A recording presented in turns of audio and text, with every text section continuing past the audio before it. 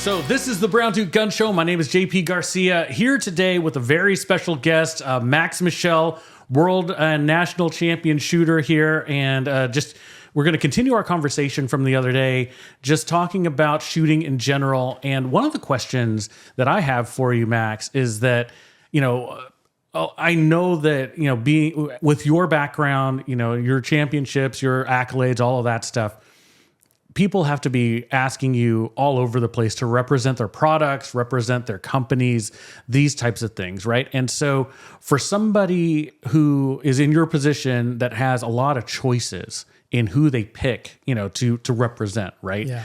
How do you pick? What are the types of companies you like to work with, that kind of thing. And then I guess also, what types of things that do you do as a sponsored shooter in a sense, right, or an affiliated shooter to bring value back to those companies? Yeah, I think you hit the nail on the head there. Is bringing value back to them. That's really what you need to be looking for. So because I get that question a lot, and how can I become a sponsored shooter? How can I get some help? And look, I get it. I was at a one time when my dad and I were very much on a budget before I joined the Army, and then when I got there, the Army paid for everything, which was beautiful. Yeah, nice. And then I got out of the Army and started having all these opportunities. But I'll say number one, you have to be a hard worker, right? You have to be the type of person that somebody's like, okay, I know who he is because of what he's done at this point. So I don't think, and maybe I should back up a little bit, but I think so often people just want sponsorship because it's fun. It's neat. It looks cool, right? Looks cool, yeah, right? you have a jersey with all this stuff on it. Yeah. But think about the company. That company is getting 1,000 of those requests. Mm-hmm. Like, what separates you from everybody else? So number one, I always tell people, do the work. Be the hard worker. Be the guy that doesn't ask for anything. Work hard. Show yourself what you're capable of. Win a couple of matches.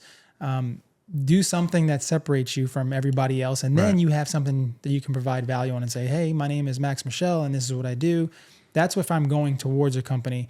But now I'm very fortunate and blessed to kind of be one of the leaders in our industry that people go to, because that was part of what I wanted to accomplish way back in the day when I was in the Army. And then when I'm getting out of the Army, I wanted to build a brand. I wanted Max Michel to be a brand. Mm-hmm. I didn't just want Max Michel to be another guy who shot matches. I wanted to be a brand. And what did I want that brand to be? So I had to think about, okay, I want this brand to be, somebody that people want to associate with. So I want to be a good person, number one.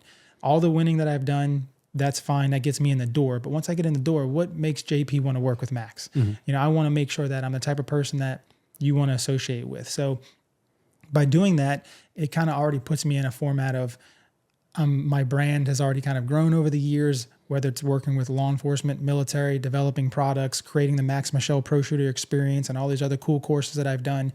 It's been a lot of fun building that brand, but it's also been a priority of mine, making sure that I'm doing the right thing the right way. So when people come to me now, I can select those who I want to work with. So I'm very fortunate and blessed for that. So we can talk about both sides of it. But since you asked the question about how do I select a company, yes, I'm very fortunate. I get a bunch of requests all the time.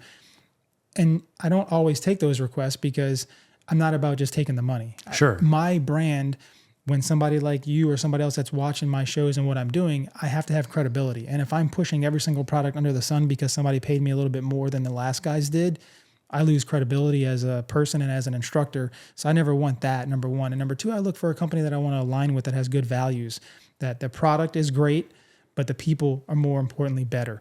Because you can find good products. And I think, and I don't want to put this out there on the social worlds for everybody to hear, but the shooter is the shooter. So I can put any gun in my hand and perform pretty well with it with hard work and dedication. Mm-hmm. But it's the people behind that gun, the people behind that company, that's who you're really associating with. Much like if you're going to go to school and play football or baseball or basketball at all these different universities, you fall in love with a logo and then you get there and you realize, I don't even fit in with these people. Right.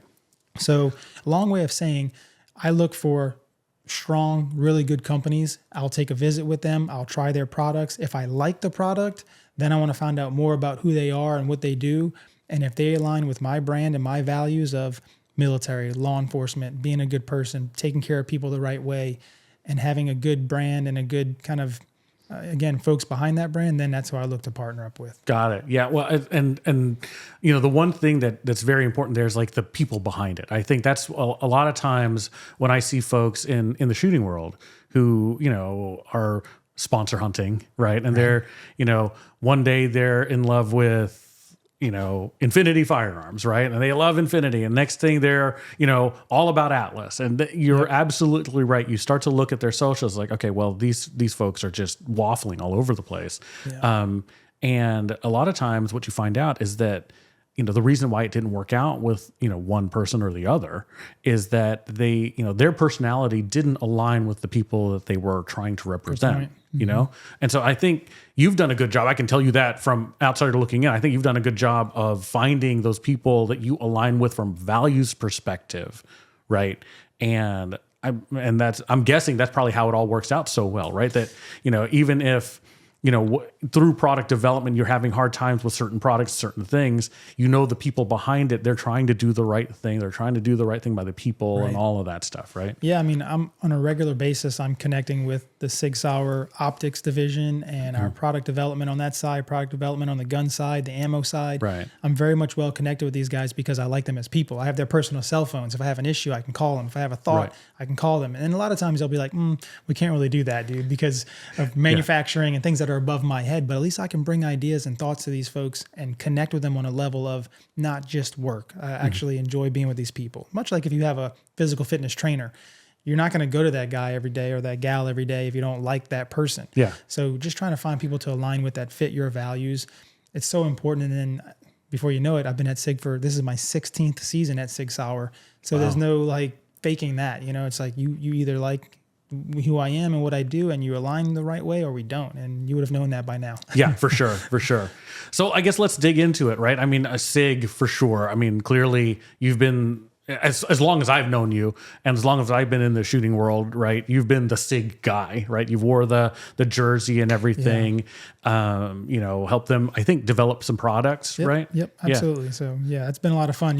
We have a Max line of products at Sig, the P320 Max. We've had that for a handful of years now. We're doing a revamp of that. So we'll see, you're hearing it here first on the show. We'll see a couple of new versions of that and within the next couple of months. And we have a brand new Romeo 3 Max optic. We've had that for about 5 or 7 years now, which has been great. I've had a lot of success with it, but there's been things that I wanted to change over the years, and it was just time for a refresh. The biggest refresh was it now fits on every Sig Sauer P320 full-size gun, which that is a huge deal because previous to that, it only fit on the Max model gun. That's nuts. Which people would buy it, and then they would try to put it on their Legion, and it wouldn't fit, and then that would make them angry, and I understand. Yeah.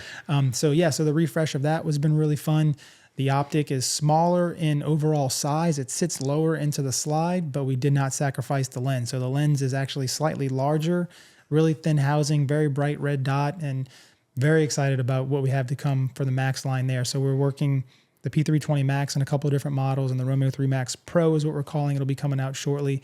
And these are things that I get to do with a company that has a huge backing and just says, Max, what do you want? What do you need? Right. And this is what I want. This is what I need. And because I want those things and I want to perform at the best level, the other competition shooters or performance-based shooters are going to want that as well. But more importantly, what you see is all these things that we learn and develop in race cars or race guns kind of a thing, it trickles down to the rest of the product line. And that's where I have my most value to a company like Sig is this is what I like and why I like it. Let's tweak this and that. And then before you know it, we have the Legion or some of these AXG Legions or some of these other models that come out that have a really good performance base as well. Sure. Now, how is R&D, how receptive are they to your feedback? Like, is it kind of one of these things where they say, okay, yeah, Max, thank you. And it kind of goes, the emails go into spam or something, right. Or, how does that whole feedback loop work? It's crazy because when I first got to Sig, we were 200 employees, literally. Now we're 3,500 employees. Yeah. So there's all these different divisions within Sig,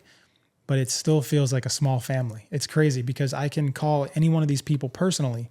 And, maybe I should go through the chain of command a little better sometimes, but I know everybody. I've been there so long. I'm like, why would I go through the chain of command all the time when I can just do this and make it happen and be much more streamlined for the company?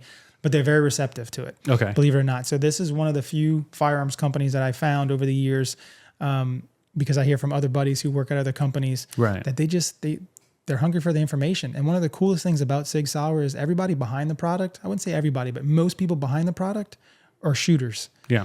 Whether they're competitive shooters or just gun guys, they're out there shooting. So they know and understand, oh, that makes sense what he's asking for. And like I said, sometimes from a manufacturing standpoint, they might say, hey, it's a really cool idea, but man, that's going to be a nightmare manufacturing. So what if we tweak it this way? And I'm like, okay, yeah, that works for me too. So there's a lot of back and forth. I'm very fortunate at that. So, and you're really kind of on concept side, right? Like the manufacturing and the engineering of it, that's like to them, right? So, right. So so there's one guy, or there's a team of guys in between engineering and me, let's say. So, and that's our product development team, our product management team. Sure. Those guys I'm very well connected with. Those guys are also very much involved in competitive shooting and shooting in general. So yes, they'll kind of temper me back like, whoa, we can't do that, dude. These guys are going to kill us if we try, but let's tweak it this way. So I have so yes, I'm not an engineer, but I have some folks in the middle that really help me relay information the way that needs to be relayed, so that way the engineers can do what they need to do. Got it. Yeah, and I'm speaking kind of more as a ghost speaker for other people, right? Because I know you and I have been on the range enough and had tweaks or issues that we've had uncovered, and I've seen you do this, right? I see you text or call us, hey, I'm having a problem with this thing. We need to address this, whatever. And so I think that it's evident in that. They're responsive to you. That's a really good thing. Now, how long it takes for implementation, I mean, that's a different thing. Yeah, that's not in your control for sure. But right, a lot of it, is being driven by contracts and money and all these other things that Sig has going on. It's like, okay, Max wants this new optic, but is that going to really move the needle for us as a company? Right.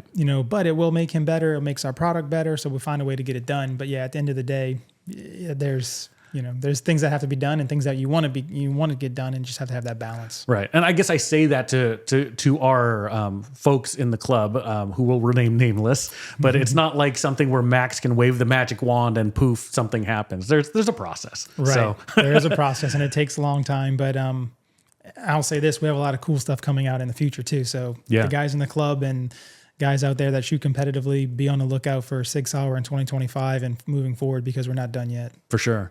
Another company that I know you do a lot of work with is Double Alpha, right? And you guys have come up with so much stuff with that. I use, I'm a fanboy of that too, right?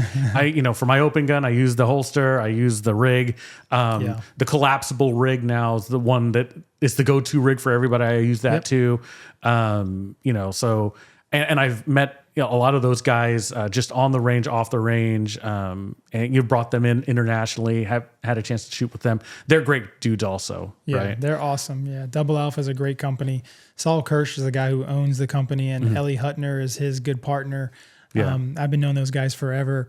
And it's funny because Saul brought me on board. I don't know if you remember the brand CR Speed. Oh, yeah. Holsters and pouches and belts and stuff.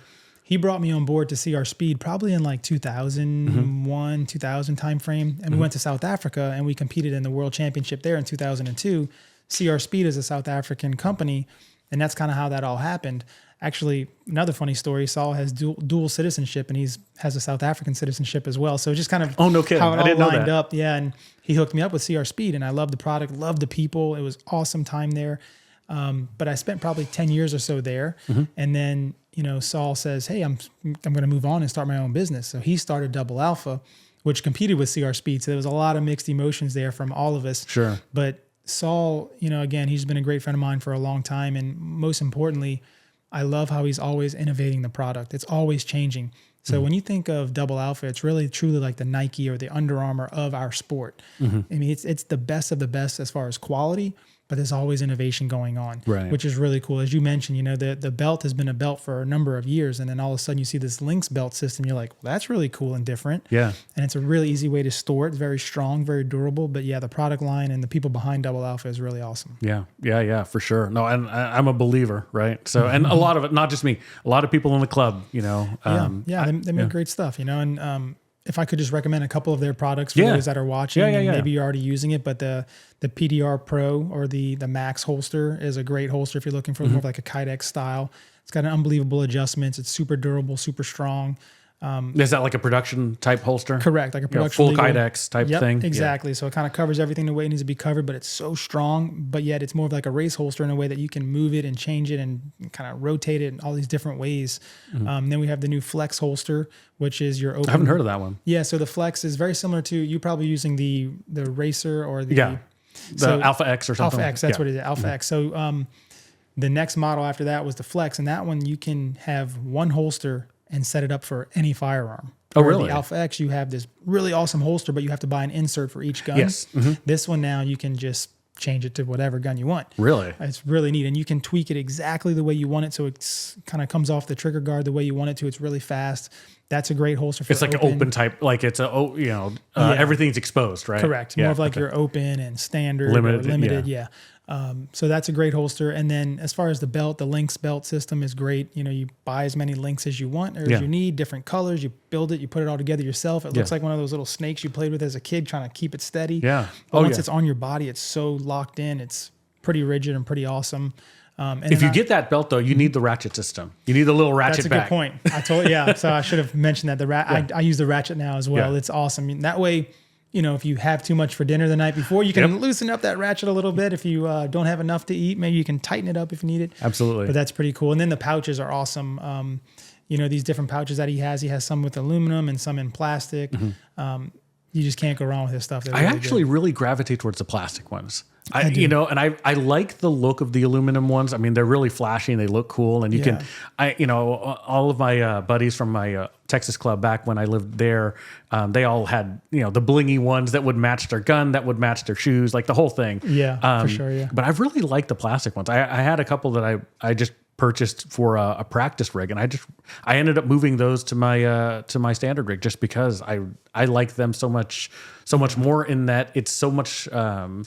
I don't feel like I have to baby them, like I can beat them up and I don't feel bad. Right. And what's great about them, they're lighter. Yeah. So you have less weight on your body. And to me, they're faster. Saul thinks I'm crazy. He says they're not, but because they do, the aluminum ones do have a plastic insert, which helps with the speed, but the Alpha XIP, which is our XI plastic. Yeah. I have those. Those are awesome. There's so many adjustments on them and they slide out so fast. Yeah. And they're like half the price or something, I think, to the aluminum one. Yeah. I agree. I think they're faster. I wasn't going to put it out there, because I'm not the one who should be judging speed. But if the champ thinks it's faster, then they're probably a little faster. Yes, it's cleaner and smoother and faster, in my opinion. Yeah, for sure.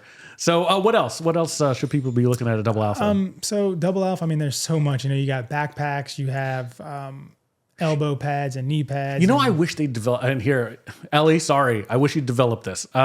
Just a little bit, a small, like a medium backpack, right? There's the big one, right, and then there's kind of a small one, and it's just like for my particular use case, I'm just thinking when I travel when I travel and I had to get it on a plane, it's the big one is almost too big. I don't want to bring that much stuff, right? But then the small one is just like. For an open shooter, right? That naturally carries a lot of stuff. Yeah. Like I just wish it were a little bigger.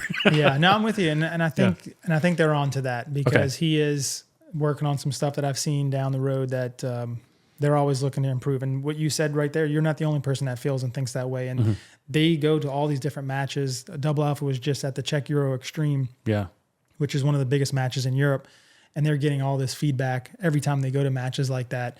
So hopefully they'll have something exactly what you're looking for down the road soon. Yeah. Yeah. Cause it's one of those shut up and take my money situations. It's like, if they had it, boom, I'd have it. They're great. You go to Double Alpha's website and you can just scan forever and like, oh my gosh, that's perfect. I want that. I need that, because these guys are shooters and they know what they want and need, and they can put it into a spot to where we can all be able to access it. Yeah, for sure. So who else are you affiliated with these days? I think Hogue, right? So Hogue's a great sponsor of mine. We're doing some really cool things with Hogue right now. We have a new P320 Max coming out later on down the year. We have the P320 SXG, which is a new model we just launched a couple weeks ago. That's an all steel frame gun, which means you can put grip panels on it. No kidding. So then we got involved with Hogue. Okay. And I did some special Max line of grips with Hogues. That's going to be coming out really soon. Are they brass? We do have some brass. Oh, yes. Okay. Yep. Okay. So we have two models. We have aluminum and brass. So aluminum gives you that same kind of look and feel. It's less weight and less money. And then we have the brass model, which is substantially heavier. But the cool thing about these grips that I developed with them is, and I'll just call it an internal mag well, because when we sell these guns, we sell them with mag wells. And if we want to shoot carry optics or some of these other divisions, you have to take the mag well off. Right. So it's like, okay, well now I'm trying to load this thing into this square and it doesn't work very well. Right. So the internal mag well I did with Hogue, I'm really happy with. So anytime you see the Max line of grips with Hogue, kind of The few features that really separate them from all the other grips out there is going to be the texture. Number one is super aggressive. The size of the grip and the angle, the grip angle and whatnot.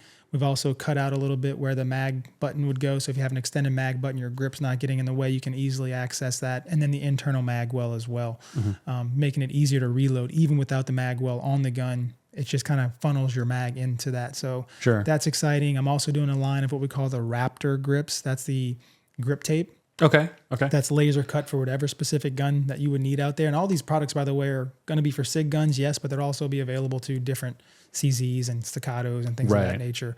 But the cool thing about that, the Raptor grip, if you've put on grip tape before, you sometimes like have to prep your grip and put super glue and do all these things. This has the most the glue is insane on this thing. Yeah. So when you put it on, you're like, whoa, in Louisiana, it doesn't move. It doesn't slide around. It stays on there. Yeah. And it is extremely aggressive. So it can handle the Louisiana humidity and the amount of sweat that we put on those guns. It can do it. It can do it. And the traction is awesome on these things. So we have that's going to go in our polymer grip P320 Max. Okay. And then we have the new grips, as I mentioned, the grip panels that'll go on the P320 Max SXG side. Got it. Wow, that's cool. Yeah, so Hogue's awesome. They do knives, they do hunting stuff, they do all kind of exciting accessories for guns. And I've been with them for almost as long as I've been with SIG. It's been pretty awesome. Oh, really? Yeah. And being an open shooter, I don't deal much with the grip panel, like the plug-on grip panels. How are they with regard to the customer service side of it? I've never had to deal with Hogue.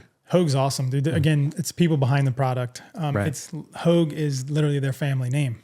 From Neil and all these guys that are there working on a full-time basis. They're truly a family-based company.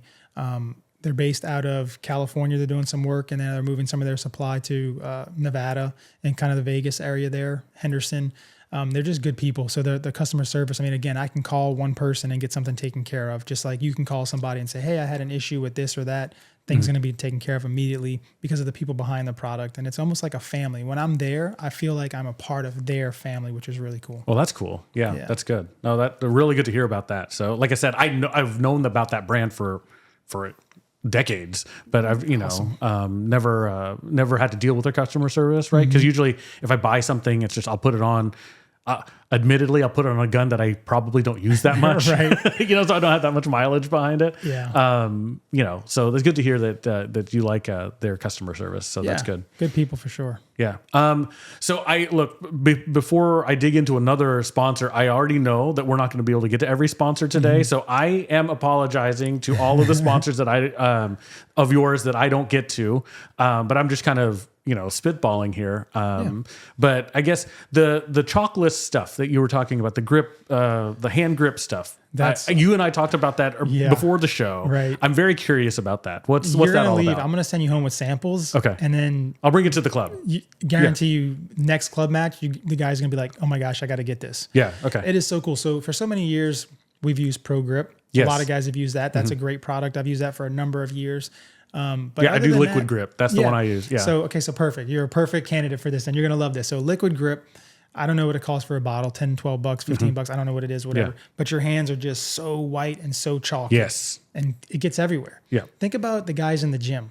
The guys in the gym got all this chalk and they're trying to do all this lifting and just chalk is everywhere. So chalkless is just that. It's chalkless. So it's like a granular formula. It goes onto your hand. You kind of dump it in like a salt shaker and it feels like salt on your hand. You rub it in, it's granular. And once it rubs in really good, it really dries out all the pores in your hand. Okay. So what the guys were telling me, again, I'm not a scientist or I'm not a doctor, but what the guys were telling me is your hands really don't produce a lot of oils, but your head does, your arms do, your legs do. So you're always wiping stuff with your hands. Right. Next thing you know, your hands are super slippery. Or if you put sunscreen on, they're super slippery. Right.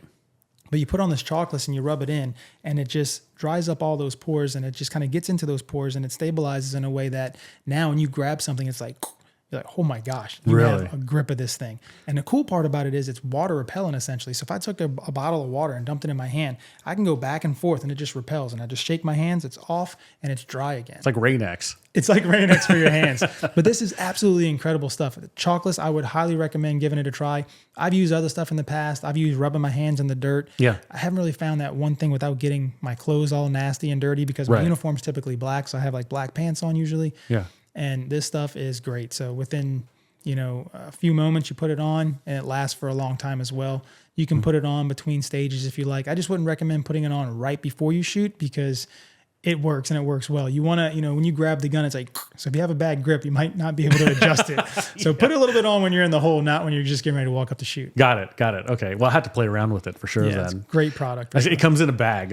Well, you can get it in a big giant bulk bag. You can get it in a big giant dispenser. So like at Brandon's range at Sentry Defense, I'm going to have him, hopefully have him get a dispenser. Okay.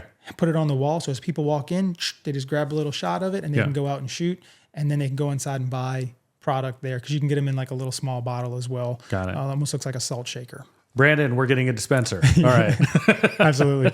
I'm saying that as if I have any sort of say at the range, but I'll put it in for the club nights. That's what we'll do. I'm telling you, the guys would love it. I'll send you home with samples so you can try it out. Cool. So very good. Yeah. How does that, I guess, how do you get it off? So since it's not water, whatever, it repels water. How do you get it off? Like when you're going to the restaurant later after the match, right? Yeah, just soap and water. Soap and water. Soap and water takes it off. But other than that, it's really, really good. Wow. It works well. I'll have to check it out. Yet another thing. And you can do it for any industry. So they're just getting into guns. So they've already been in tennis, golf, NBA, NFL, all these other places. We've just found them in the gun world now, and they're putting together a group of ambassadors. And I just happen to be their gun guy. Okay. And it's a really funny story. Really quickly, I'll tell you how I met these guys. Maybe 5 years ago or more, maybe more. I don't know, 7 or 8 years ago, I did a Guinness World Record, and we did that just to show what the 320 was capable of, because we were trying to win contracts. Sig called me and said, "Hey, we have this new gun. It's a P320. Nobody really knows about it. We need to create some marketing behind it. So we want you to do a Guinness World Record shooting a plate rack." And I'm like, "Heck yeah! I've been shooting plate racks my whole life. This is gonna be awesome. Blah blah blah. Thank you so much." And I hung up the phone and I got scared immediately. I'm like, "Oh my gosh! Now I have to do it." Like it was all cool when we were talking about it, but now it's a thing. I got to do it. So I trained hard for it and I did it. And then the score was like 209 or something. It was like 30 degrees out. It was freezing. Yeah. It wasn't the best elements. The CEO's behind me, all the VPs, the Guinness Come on, World man. Record guy, dude. The Guinness World Record guy's tightening his tie. He's watching me. You get 3 attempts. And I'm like, what is an attempt? He says, if you touch the gun, that's an attempt. I'm like, so if I have a bad grip and I don't draw the gun from the holster, he's like, that's an attempt. I'm like, okay. Oh, really? So my first run, dude, I was just like, ding, ding. I just made sure I hit all the plates. It was 209, which wasn't bad on the action target plate rack. They're spread out pretty far. Yeah. So I was happy with that as my first run. And then the second run was like a 1.8 with a miss on the last plate. And then the last run was like a high one. I think the first one was a 1.9 with a miss on the last one. And then the last run was like a 1.8 with a miss on the last plate. So I had a 209. So kind of fast forwarding, I wanted to be better. Sure. The director of training at the Sig Sauer Academy, he's like always pushing me to be better. And I happened to be there one day and he's like, "Okay, you're up. We're going to beat that record today." I'm like, "We are?" He's like, "Yep. Okay. And you're going to break it. You're going to do a 175 or better." I'm like, "Dude, that's really hard on this plate rack to do a 175. So we were there and I did it. I did a 172. I got the plaque in my office. I'll show you later. But I did a 172 on it and they gave me a really nice plaque. It was very nice. But the guy who filmed it owns Chalkless, or he's involved in Chalkless in some way. So he reached out to me. He says, "Hey man, I was there. I happened to be at the Sig Sauer Academy and I was with my son and I filmed you. I sent you the video. Now I have this business and we're doing this in all these different, industries and we'd love for you to be our gun guy." And I was like, "Sure, like let me try it." And it was one of those things that the people behind the product were awesome. I tried the product and I was like, "Holy cow, this is really good." I gave it to some of my buddies who work in the firearms industry as it relates to military, law enforcement, other places. Some of the guys who do the competitions. What are the competitions called when they're doing like weightlifting and shooting? Oh, that's we have a guy in the club that does that. Oh, the tactical games. That's it. So, yes. So I gave it to a couple of tactical games guys, and they were like, "Oh my god, this is incredible! We can climb things, we can move things, and then we can shoot." So that's kind of how I found those guys, and the product is awesome. That's amazing. Yeah, I'm excited to try that one. So. Well, cool. Is there anything else that we have covered that you want to revisit or anything else you want to say? I would say another cool thing that we should just touch on really quickly. Oh, sure. Yeah, go ahead. Is Ace. You're right. Yeah. The virtual reality company. Yes, you have to talk about that. 100%. That's another cool one that I just linked up with over the past year or so, that you have a MetaQuest headset. Maybe your kid already has one. My boy did. That's why I just took his. Okay. So you have a MetaQuest 2 or a MetaQuest 3 headset. And And what's cool about it is you just download this program onto that headset. Right. And ACE is a virtual reality shooting system that allows you to shoot in this virtual world, and you're holding a 3D printed gun. It's not a real gun, but it's a 3D printed Sig or Staccato or whatever you have, CZ. And then when you're in the virtual world, you pick which gun you want to use, which optic you want to use, and you're out there running and gunning. And it feels real. Yeah. And number one, it's going to put a smile on your face. You have an absolute blast doing it, but there's a lot of training value behind it. It keeps track of every round you fire. And as you shoot these courses of fire, which are real USPSA classifiers, real Steel Challenge classifiers, self-defense situations. The zombie one. There's all kind of fun stuff. And when you're done, the cool thing, one of their newest features, because they update it every couple of weeks, when you run this course of fire and you click the button to basically say, I'm done shooting, it pops up and it shows you all your alphas, all your charlies, all your deltas. And you're like, man, I called an alpha on that swinger. So you can virtually like teleport literally to the swinger, and you can look at it right in front of you and like, oh yeah, it is touching the delta line or the charlie line. It is crazy freak. It's awesome, that program. And it's a lot of fun doing it. So it's like dry fire, but much funner. Like enhanced dry fire. Oh, enhanced dry fire like you wouldn't believe. So that's a super cool product that I'm excited about working with right now as well. And for sure, and maybe in the comments below we can put all the different discount codes. All the links, whatever, for sure. Yeah. We can send if whatever discount codes you have. I'll put it in the show notes. We'll get that to everybody for sure. Yeah. So, but no, interestingly enough, and I think you may remember Mike Adam and Aubrey Landry from the classes, right? They play around with that stuff, and they've been on that for a while. I think Mike was one of their testers initially. That's cool. And those guys, I went over Mike. They kept asking me to come over and do it. So I finally did it. I went over to Mike's garage. And at first I was real tentative using it and like, okay, I get it. And then he put on, it was like a field course. And then you had to really move. And then I was like, oh, I've got to do this. And I kind of hear, JP, you're going to hit the wall. Dunk. You forget that you're not in the real world. It's wild. So the first time I experienced it, it was a static position. And then after some time, I met them. They're from Dallas. So I went and did a show in Dallas with Sig, and they happened to be there. So it was like perfect. Really? And they cleared out this whole room. And then they let me do the field course like you're talking about. Yeah. And the first time I ran the field course, I ran it really scared. I was very timid because I've heard and seen buddies like, bam, slam into the wall. Like, what the heck? So, when it was my turn to go, I'm like, I'm not going to be that dude that's going to slam into a wall. Right. So I was really timid. But by the second time and the third time, I forgot I was even in a virtual world. I was just running and gunning. Luckily, I didn't hit any walls. Thank goodness. Yeah. But they had mapped everything out, where it's like, hey, if you go beyond this will blink and you won't be able to, you'll see really quickly like, oh, let me slow down. I don't want to hit a wall type of a thing. But that's an incredible product. Enhanced dry fire, as you say, and just a really great way to train, have fun. It's a social community. You can get on there. Certain days of the week, they have like actual live matches where you can all be together. It's a really cool experience. No, I think and I'll be honest, the thing that got me to forget, and start to get a little bit hard on the running was that when you can upload your score and see where you did against somebody else, and then because it's one thing was okay, it's a video game, boom, here's my score, okay, whatever. But then they're like, okay, this was whatever nationally. I was like, oh, I can beat that guy. What, dude? And what's crazy is they told me the data behind it because they can track everything what we're doing. They give you a report every week of how many rounds you fire and all that stuff. Right. And one of the things that I thought was really impressive, the average time that you or me or somebody would put that headset on and play Ace in that game is 41 minutes. And I was like, wow. So like the average time for somebody to dry fire, they might do it 5 minutes and be like, okay, this sucks, I'm leaving. Yeah. But if you're going to be in that virtual world for a minimum on average, so some people are doing more than that. And I'm one of those guys. I get in there and you just start, okay, let me see the next drill, the next game. Yeah. And you stay in there and you're there for a very long period of time. It's just great training value and you're having fun when you're doing it. So you don't even realize you're training. So they're in Dallas? They're based out of Dallas. Well, we're taking a trip to Dallas here in a few weeks. I'm gonna have to hit them up. Say for sure, definitely, you need to do that. Maybe have them on the show or something like that. They can tell us all about it, and then I will lobby them to see if they can get get my open gun modeled so I can do like, okay, yeah, I want to work from a holster. I want to do this stuff. There's people doing that now. They're taking all these accessories and building all these guns. Well, I think I know there's somebody on Instagram, Jen Tang shoots. Yes, she's out of Dallas as well. Yeah, and she's and I see her posting a lot of videos shooting with it, and it's like, man, okay, this is, like it's becoming legit all over the place. It really is. So, yeah. I mean, and what's cool about it too is like now they have law enforcement and military programs and what they call their enterprise program where, because you and I, we would have to buy the Meta headset. Oh, yeah. Then we'd have to purchase their handset, purchase the program to be a part of it.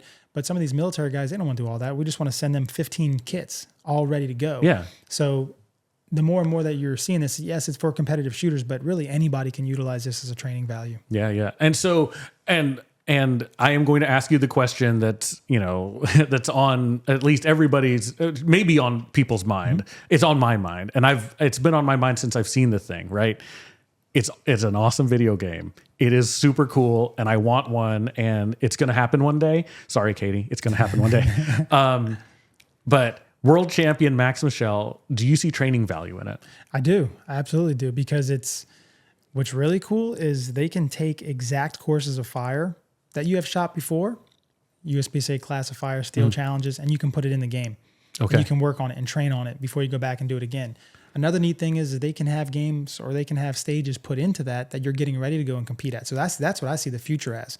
Is if JP sets up a match, he's gonna hold a Louisiana State Championship, and here's his match booklet. The match booklet will be, this is the future, I'm hoping, right? So the match booklet will be viewable on ACE. You go on, you create the link, and I can literally walk the stage and see the stage, and I can train on that stage before I get there. And it may be a little different when you get there, but at least that's some of the value behind it. But I do absolutely see value in it. Number one, because it's fun. I mean, I'm fortunate and blessed. I have my own private range. I can go shoot whenever I want to. Yeah. And I shoot probably more than most people do. So you do. I can tell you. So that's a plus and a positive that, I can do that, but I still find the value in ACE, and it's fun. I can do it with my kids. I can do it with new people. That's another great part, with Brandon at his range. I can see him bringing somebody in there saying, okay, we're going to get into this headset. I'm going to cast it onto the TV so I can watch you. Here's how we're going to work the trigger, and this is how it's going to sound. And you get some, so you don't get recoil, let's say, but you do get recoil virtually. So you'll see the sight lift or the dot lift. There's a lot of training value to it, and it's a blast while you're doing it. I'll have to look into it because I don't know if I've told you this, but so we, Katie and I, we volunteer for this camp. It's for kids who have had heart surgery. Camp Boncoeur. It's local to us over in Lafayette. And one of the things we do through, for me and, I bring Brandon on and the range guys over is we'll do an airsoft event every, for the campers. So what happens is they run this camp twice a year. One where the families can attend with the kids, the heart surgery kids, and one where it's just the kids, right? Okay. And the nice thing about the camp is that they allow, they'll have all medical staff there, right? So they have their doctors, their nurses, all their meds are taken care of. So it's like the kids can go be kids, And so I've been affiliated with them, helping them do fundraising and stuff for years now.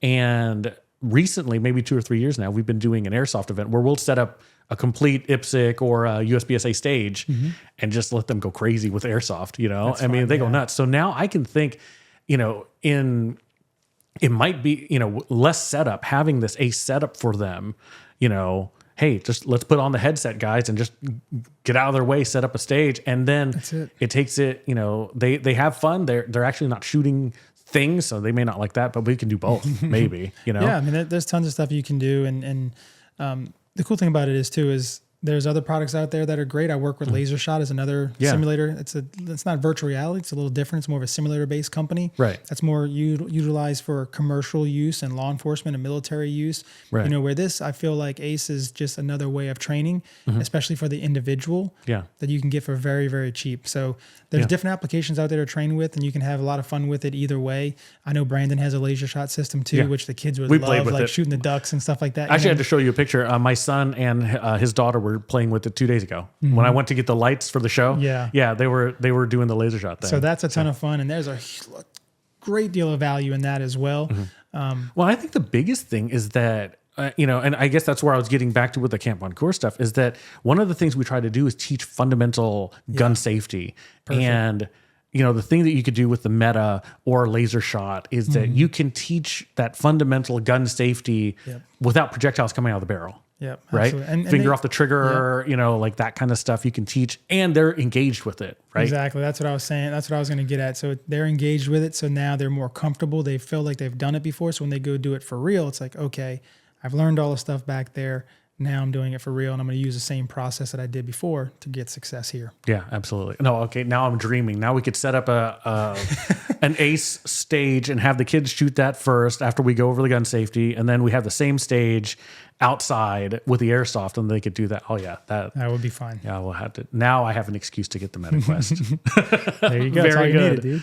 Awesome. Well, thank you, Max. Is there anything else you want to mention? No, man. I appreciate the time. This is a great show. We could make this show 3 hours talking about all this stuff. And, I know. Yeah. You know, and we'll talk more about future sponsors and current sponsors down the road. But yeah, I just appreciate the time for letting me get on here and talk a little bit. Well, hopefully anytime you want to come on, man, and you have something to talk about, something new, you're always welcome. You know, we'll figure out how to get over here, or you come down whenever you're down our way. You know, I'd love to appreciate have you it. on. I guess I would just say, in closing for this is I am blessed. I have all these sponsors and I'm able to talk to them and promote them. But, like we said earlier on, this is all these companies I align with and work with is not just for a minute or a day or a week or a year. This is multi-year sponsorships that I look for partners to align with for the long term. And for you guys out there that are looking for sponsors, I would just recommend find the right fit, because that's going to mean more than just an extra $1 or $2. And at the end of the day, you have to provide value to that company. If you're that person that says, I want, I need, that gets old real quick. And then they start looking at the bottom line and they say, well, why are we paying this guy that? So you have to always provide value and always do more than what your contract says. And you'll typically be there for a long time. For sure. That's great advice. And we'll leave with that. Max Michel, how can people get a hold of you? Check me out at maxmichel.com. Thank you. All right. Thanks, Max.